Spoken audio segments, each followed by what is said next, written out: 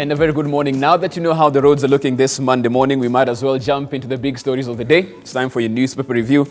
Our panel fully in place. Of course, we have Mark Bichachi ready to go. Nerima Wako of Siasa Place, Karibu Sana, good morning once again. And Ben Mulo, governance expert, Karibu Sana. Asante. It's time for us to look at the big stories as we get up this morning and look at what the week is going to hold. Let's look at the front pages of each of the papers before we start, though. Front page of the People Daily: proposed fat tax to hit junk food lovers. Health Ministry team drafts radical policy to tame consumption of unhealthy foods and raise money for universal health coverage agenda.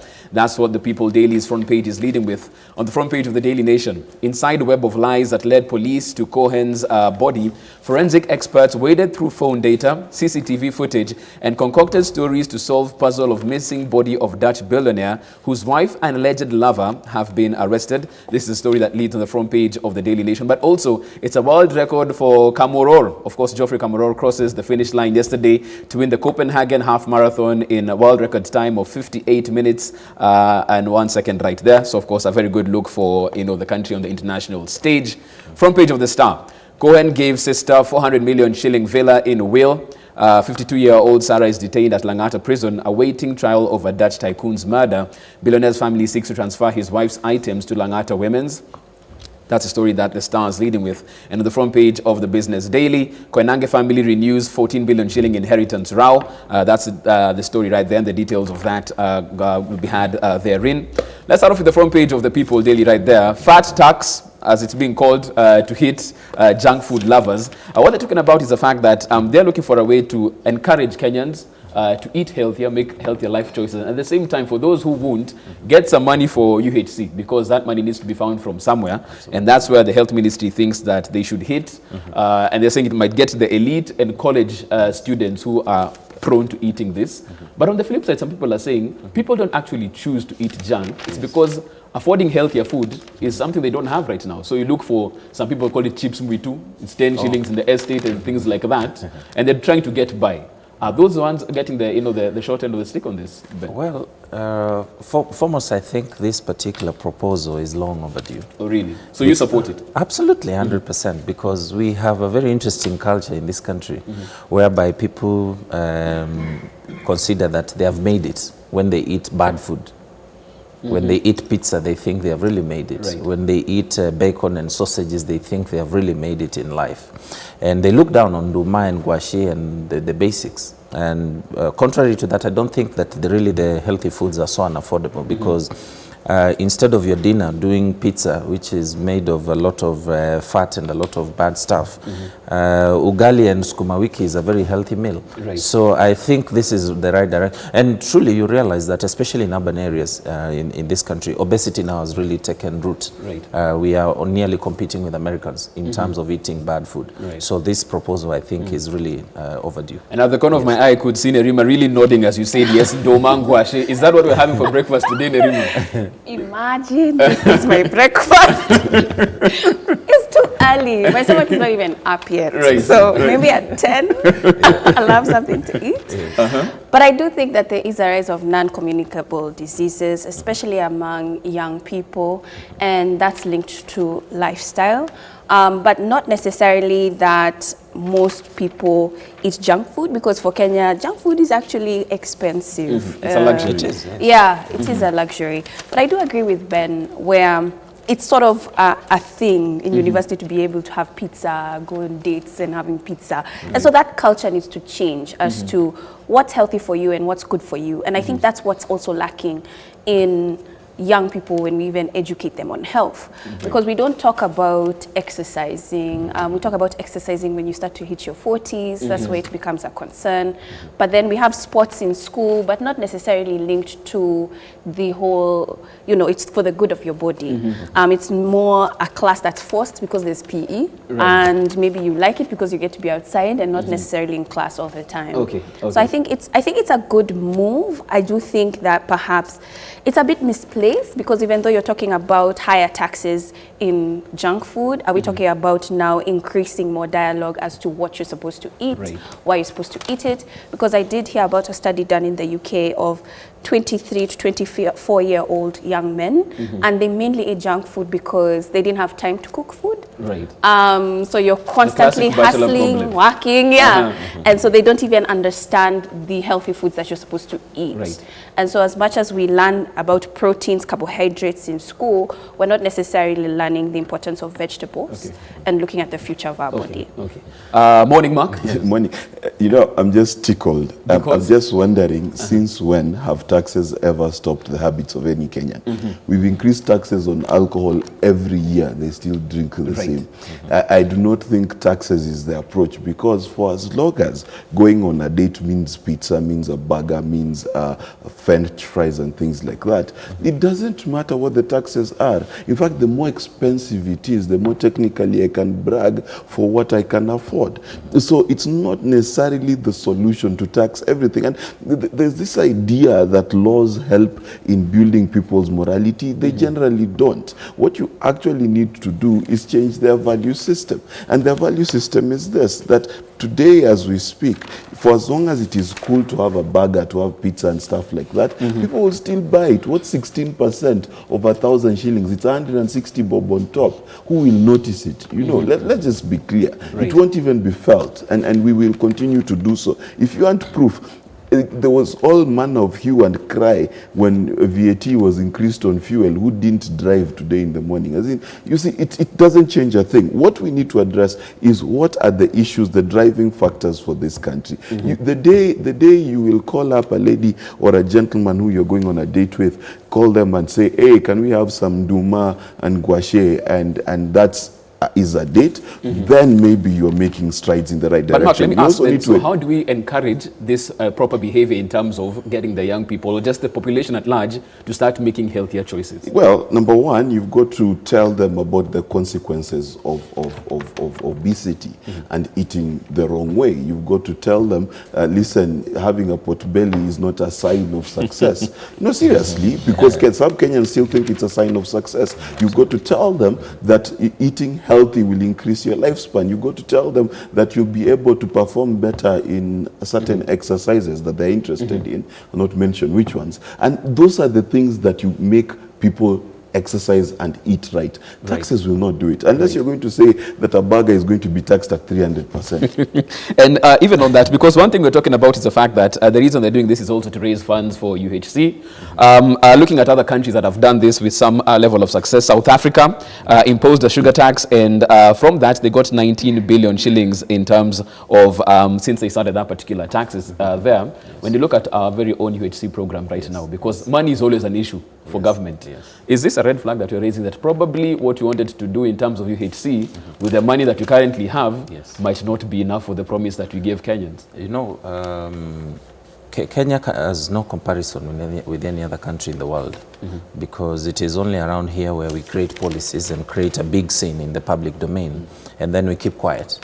We remember when Henry Rotich introduced the fuel tax. It was all over the place that now this is going to plug in critical budget deficits and all that. As we stand, we have budget deficits that are higher than they were before. We have seen a lot of other efforts like the sin tax Mark is mentioning on alcohol and cigarettes, and that has not really changed anything. We have seen increase in the fuel levy over the years. In fact, the reason our fuel is so expensive is because almost 52% of what we pay at the pump goes to taxes. That has not translated to better roads or better infrastructure.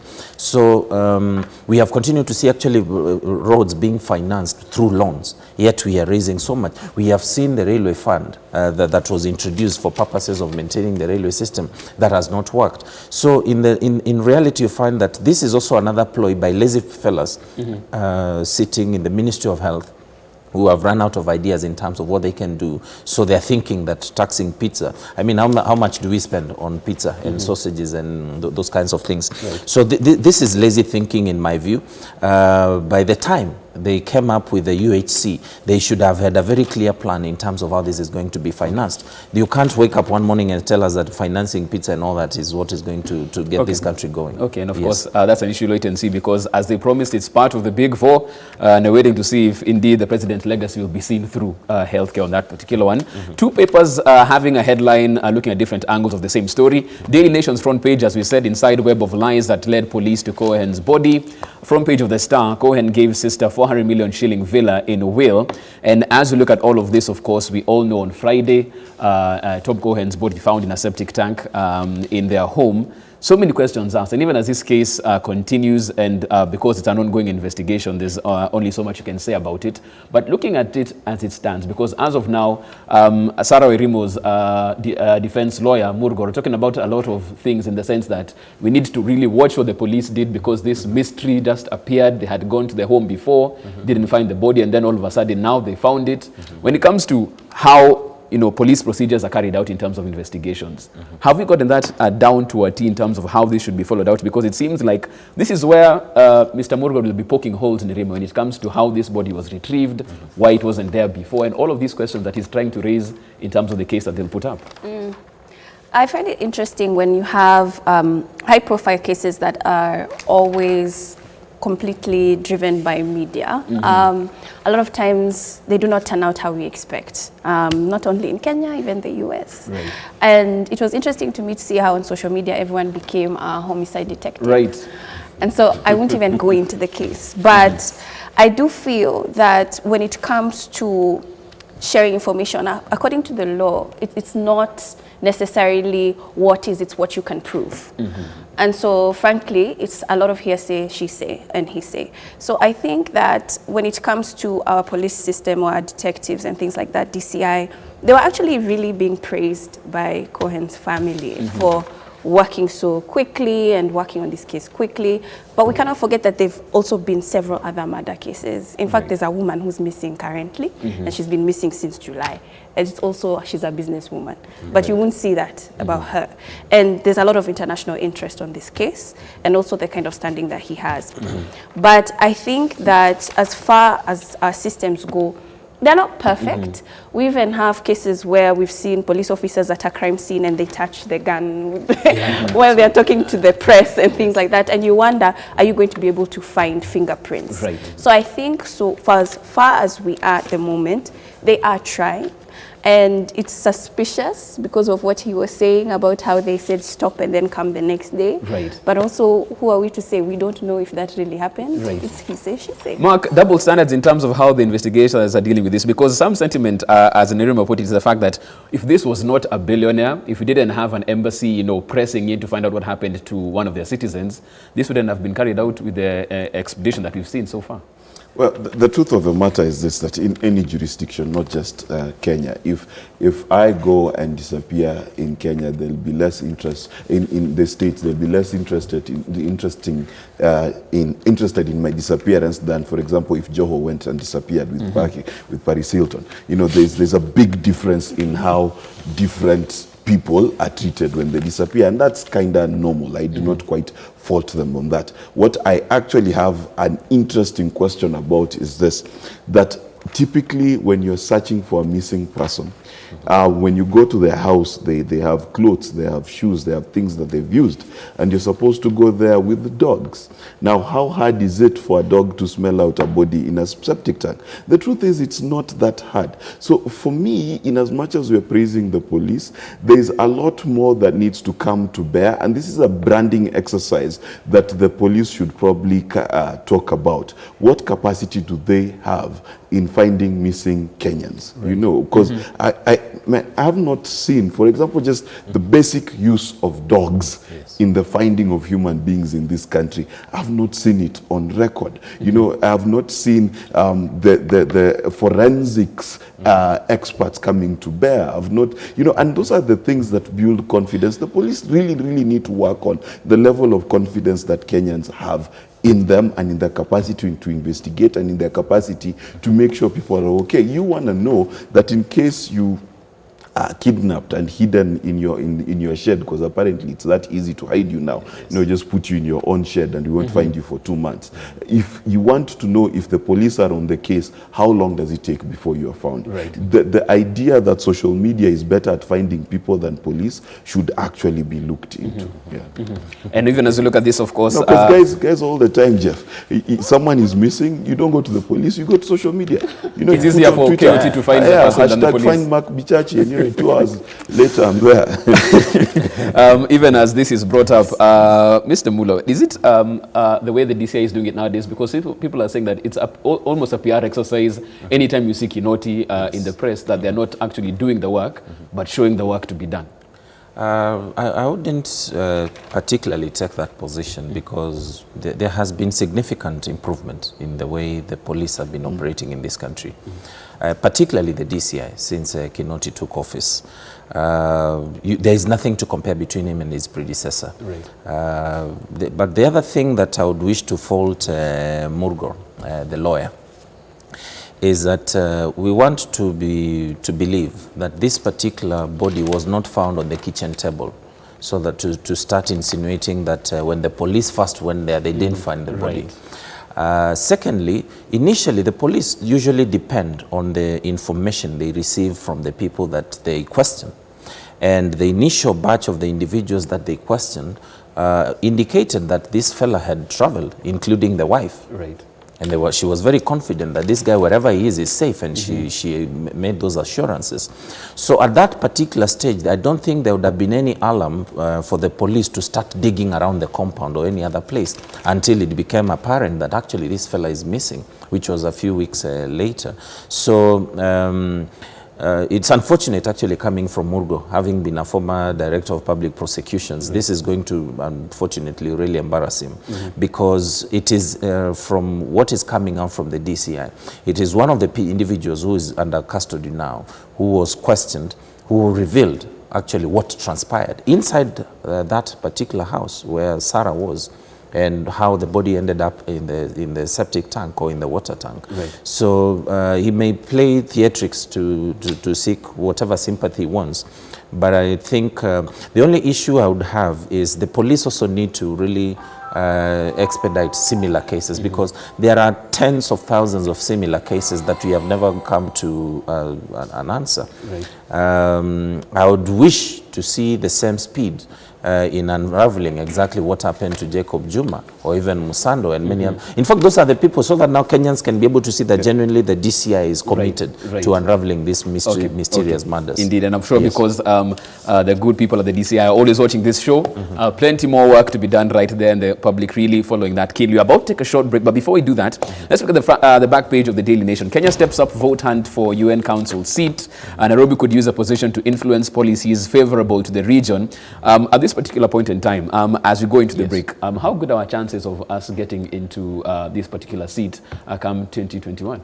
The standing so far is good, actually, for Kenya, and especially with the larger backing from most of the African countries. And secondly, you realize Kenya plays a very pivotal role in the management of security, or the coordination of securing the larger Africa and parts of even, especially Somalia and most of the bordering countries. So I think Kenya, this presents a unique opportunity for Kenya, and even the region, and also countries that have strategic interest in Kenya, including the Americas, including Britain, including Japan, and many other countries that have security installations operating around here. I think that really gives us a head start. And we must actually laud CS Monica Juma. She's really been on it, and she doesn't shout too much on TV like most of our colleagues who do nothing. Well, of course, that's also on the back page of the Daily Nation. I'll bring in Erima on this as well. Looking at this for 2021, 2022, of course, some people think that non-permanent members do not decide on substantive votes such as sanction in a country, but it's a good, opportunity for the country in terms of influencing the agenda. What do you think really is the key point for, the government trying to get this particular seat right now? It's about positioning. As much as they don't really have much when it comes to voting rights, it's about networking. It's about launching your country's profile to where you can now have bilateral conversations, and which is also linked to trade and economic factors. I do think our country is great when it comes to lobbying. Right. But when it comes to the implementation of such partnerships is where we see a huge gap. And so I think that the UN Council, first of all, I have my issues with it because it shows that when we look at the world, Africa always has a position of no say, as much as we are actually the majority, or we can compare ourselves to Asia. And frankly, I think it's a system that's not necessarily going to work going forward, because when we look at even younger generations, especially African youth, they want to have a say when it comes to global issues, when we talk about climate change, when we talk about trade. But the way the UN Council is structured, there are particular countries that make particular decisions for the world. Some are more equal than others. Yep. Mark, let me bring in on this, because as Nerima pointed out, when it comes to our lobbying skills and the record that we have, at times we fall short. We tried to get Amina Mohammed into the AU. That quite didn't work. This time round, might it be second time, third time the charm when it comes to us getting this seat? Well, the charm is looking like it's working so far, because let's not forget that Kenya got the support of the AU, even though Djibouti decided to play truant and still go for it by itself. But Kenya is looking pretty good for this particular position. But the larger conversation that the Nerima has talked about is what we as Africans need to be very concerned about. What makes someone a permanent council member and then the rest of us have to beg and cry and weep to get there? That's really the question. And you know, the thing is, even if you look at the Court of Justice, why would they use the laws that were used by Norwegians and French people and Americans and impose those ones on us? The truth is that international justice and international law and international issues as a whole have become the purview of the United States, Britain and France, which basically them trying to tell us that they rule the world. And let's not forget, at the end of the day, any kind of government is about business. No wonder all the monies flow towards the West. And those are the things that we need to fight for. We're 1.2 billion people in Africa. Are we less human than the rest of them? And those are the questions that we need to ask. What is the identity of the African on the global stage? You tell me, which decision can Africa make and the world listens? Which one? Other than who will win a marathon? We leave it at that particular point, because that's a broader question when it comes to international relations right there. But I'd love to have you say as well. Tweet us at K24 TV. You can also SMS us on 21222. Right now we take a short break. We're back on the other side. Today, IBC gives its verdict as far as Magnolia Mariga is concerned. And also over the weekend, we spoke about it last week, church and politics. But it seems like these two just can't untangle themselves. Talk about that and plenty more after the break.